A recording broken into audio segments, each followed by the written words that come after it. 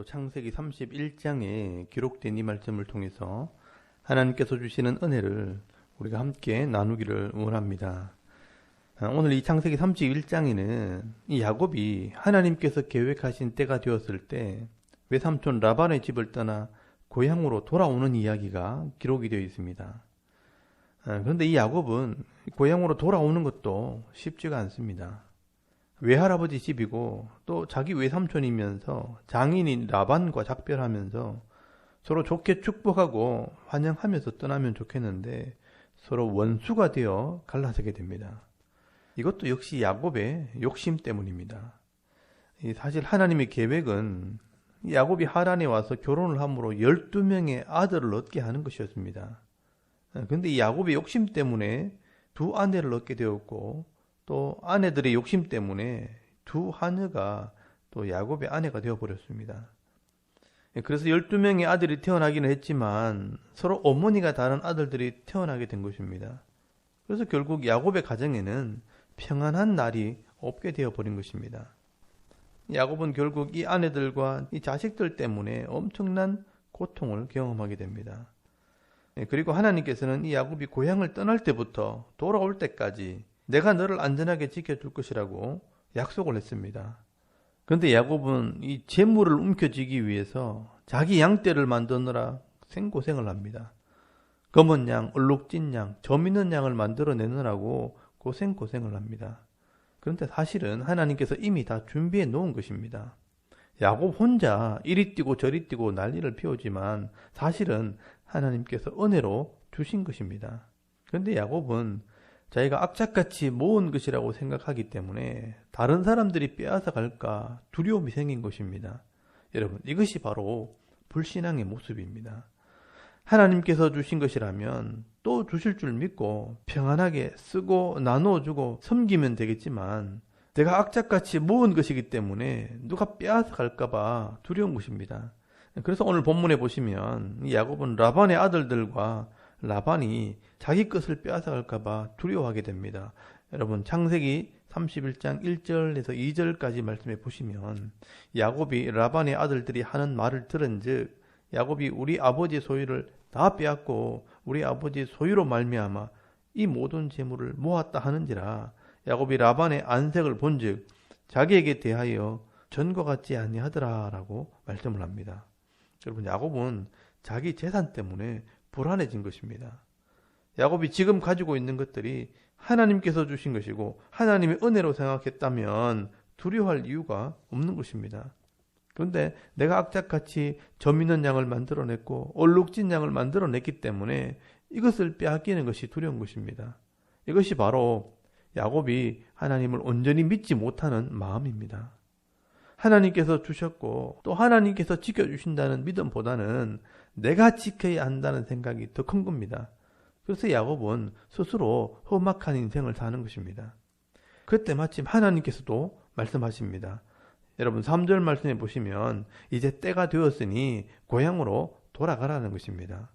이 말은 12명의 아들이 태어났으니 하나님의 뜻은 다 이루었다는 것입니다. 그리고 하나님께서 보실 때 충분한 재물을 모았다는 것입니다. 그러니 외삼촌 라반과 인사를 하고 네 고향으로 돌아가라는 것입니다. 그러면 이 야곱은 하나님의 뜻을 전하고 자초지정을 설명한 뒤에 기쁜 마음으로 서로 인사하고 고향으로 돌아오면 됩니다. 그런데 야곱은요, 하나님도 못 믿겠고 라반도 못 믿습니다.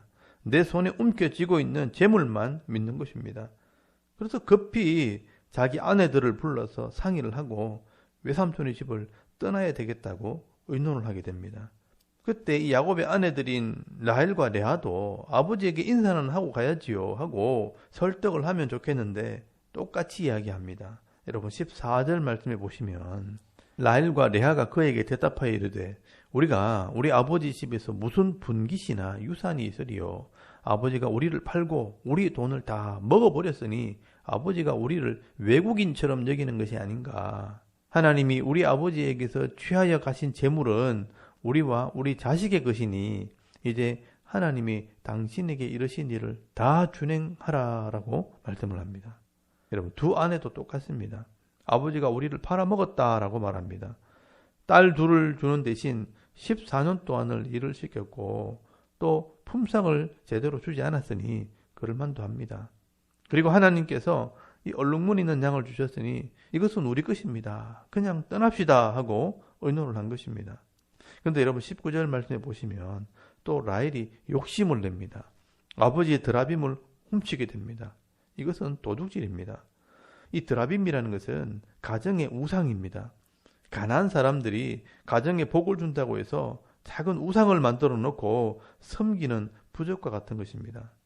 그런데 이 드라빔을 훔쳤다는 것은 결국 라헬도 하나님보다는 우상을 섬기고 세상의 재물에 더 욕심이 있다는 것을 의미하는 것입니다. 그래서 결국 이 라헬은 일찍 죽임을 당하게 됩니다.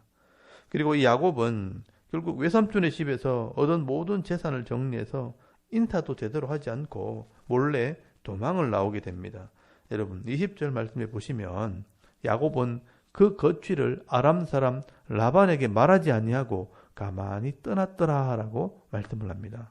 여러분 이것은 야곱의 결정적인 실수입니다. 야곱의 욕심이 이런 어리석은 선택을 하게 한 것입니다. 그래도 자기를 돌봐준 친족인데 인사도 하지 않고 도망을 나옵니다. 여러분이 야곱의 아버지였던 이삭을 한번 생각해 보시기 바랍니다. 이 이삭은 그랄 땅에 갔을 때 하나님을 믿는 사람으로 살았고 다른 사람의 우물을 빼앗은 것이 아니라 도리어 자기가 파놓은 우물도 빼앗겼습니다. 그래도 이삭은 그것을 내 것이라고 주장하거나 다투지 않고요. 그냥 줘버리고 다시 우물을 팠습니다. 그러면 하나님께서 또 우물을 주시고 또 파면 또 우물을 주셨습니다. 그래서 결국 주위 사람들도 당신은 정말 하나님께서 함께하는 사람이라 칭찬을 하고 복을 빌어 주었습니다. 여러분 이렇게 하나님의 사람으로 우리가 살아가면 하나님께서 그 소유를 채워주십니다. 그런데 이 야곱처럼 움켜쥐고 욕심만 부리게 되면 결국 주위 사람들이 칭찬을 하는 것이 아니라 자기밖에 모른다고 욕을 하게 되는 것입니다. 근데 여러분 오늘 본문에 이 야곱을 보면 많이 가졌고 부자는 되었지만 주위 사람들과 원수가 되어버렸습니다. 자기 친형과도 원수가 되었고 이제는 외삼촌과 사촌들과도 원수가 되어버렸습니다.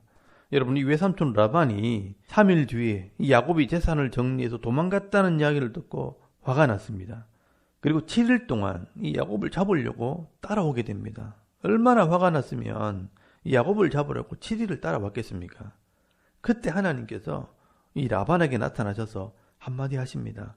여러분 31장 24절 말씀해 보시면 밤에 하나님이 아람 사람 라반에게 현몽하여 이르시되 너는 삼가 야곱에게 선악간에 말하지 말라 하셨더라 라고 말씀을 합니다.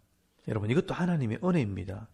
하나님은 야곱을 지켜주시겠다고 약속했기 때문에 이 라반에게서 야곱을 보호해 주시는 것입니다.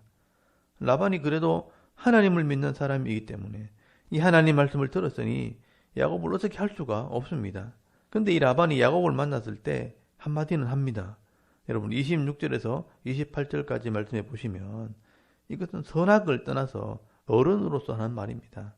라반이 야곱에게 이르되 네가 나를 속이고 내 딸들을 칼에 사로잡힌 자같이 끌고 갔으니 어찌 이같이 하였느냐.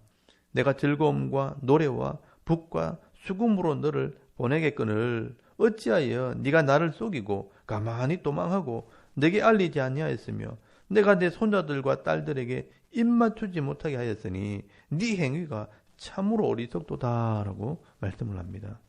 여러분 라반의 입장에서는 딸과 손자들에게 인사도 못하게 되었으니 섭섭하기도 하고 또 환영받지 못할 일을 하는 야곱을 볼 때 어리석게 보였다는 것입니다.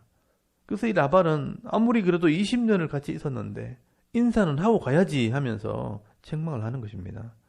근데 여러분 하나님께서 손대지 말라고 하셨으니 손은 댈 수 없고 꼬투리를 잡기 위해 따지게 됩니다. 여러분 29절 말씀해 보시면 네가 하나님의 뜻을 따라 돌아가는 것은 좋은데 왜 내 드라빔을 훔쳐갔느냐 하고 따지게 됩니다.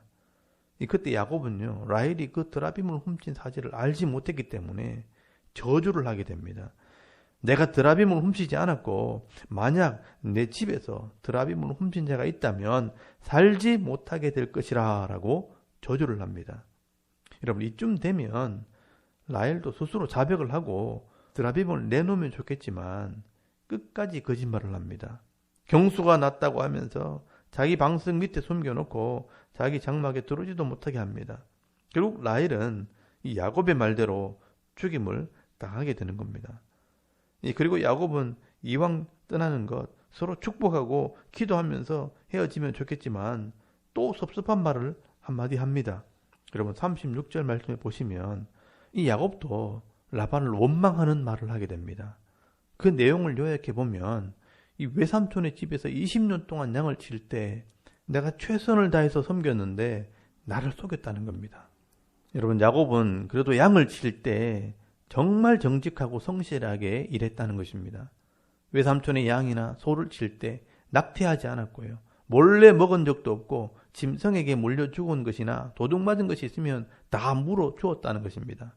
더위나 추위나 밤낮으로 눈 붙일 겨를도 없이 아내를 위해 14년, 양떼를 위해 6년 이렇게 20년을 고생을 했는데 외삼촌은 내 품삯을 10번이나 주지 않았다라고 책망을 하게 됩니다.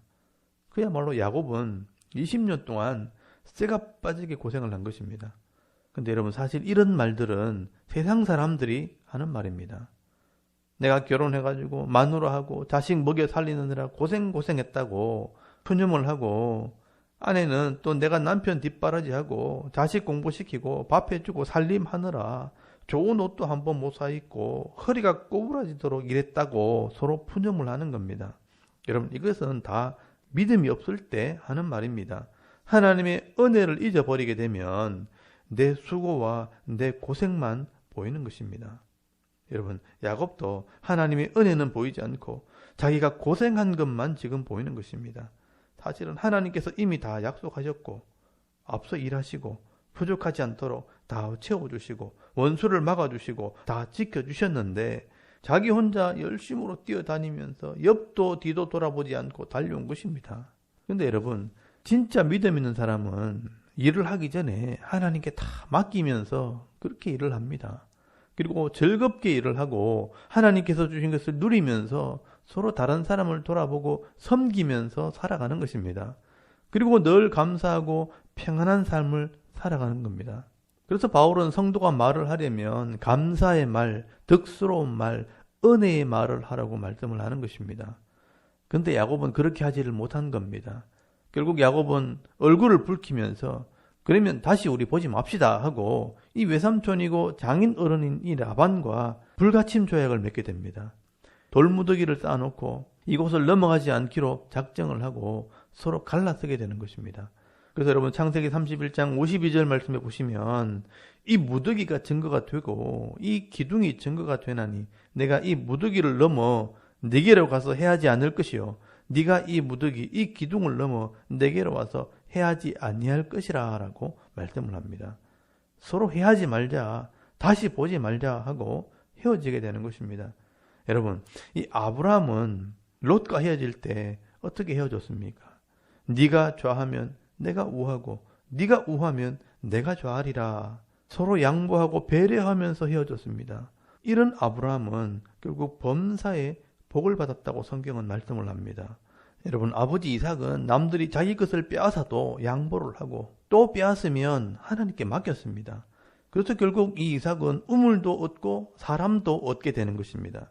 그러나 이 야곱은 손에 옮겨지기만 했지 하나님께 맡기지도 못하고 다른 사람들도 믿지 않았습니다. 나누어 주지도 않고 양보도 없고 배려도 없고 섬기지도 않았습니다. 그래서 결국 나중에 보면 재물도 다 잃어버리고 사람들과도 원수가 되어버립니다.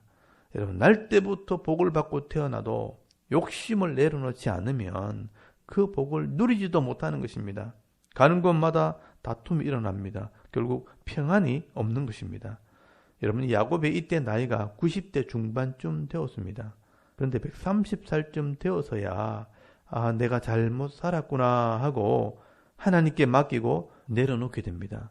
그때까지는 이 야곱은 늘 험악한 인생을 살게 되는 것입니다. 여러분 이 성도의 가장 큰 복은 평안입니다. 세상이 악하고 힘들어도 하나님 안에서 평안을 누리게 되면 이 땅에서 복을 받게 되는 것입니다. 많은 것을 가지고도 사람을 믿지 못하고 불안하게 사는 것보다 조금은 부족해도 많은 사람들에게 사랑을 베풀고 사랑을 받으며 살아가는 것이 더 큰 은혜요, 더 큰 행복이 되는 것입니다. 여러분, 오늘도 이 야곱의 모습을 보면서 우리의 모습을 한번 돌아보실 수 있길 바랍니다. 그리고 오늘 이 하루 삶을 살아갈 때 내 것이라고 움켜쥐고 욕심부리기보다 하나님께서 내게 주신 것으로 족한 줄로 여기시고 많은 사람들에게 나눠주고 선을 베풀므로 하나님께서 채워주시는 이 풍성한 은혜를 누리며 평강의 삶을 살아갈 수 있는 저와 여러분의 이런 영적인 삶의 모습이 되실 수 있기를 주의 이름으로 축원합니다.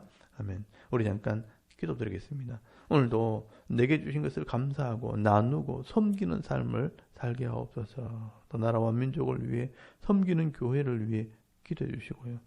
오늘 하루 할 일들을 위해 기도하고 오늘 하루 삶을 또 시작할 수 있기를 바랍니다. 다 같이 우리 하나님께 한번 기도드리겠습니다. 살아계신 하나님 은혜를 감사합니다. 오늘 이 아침에 하나님을 예배하게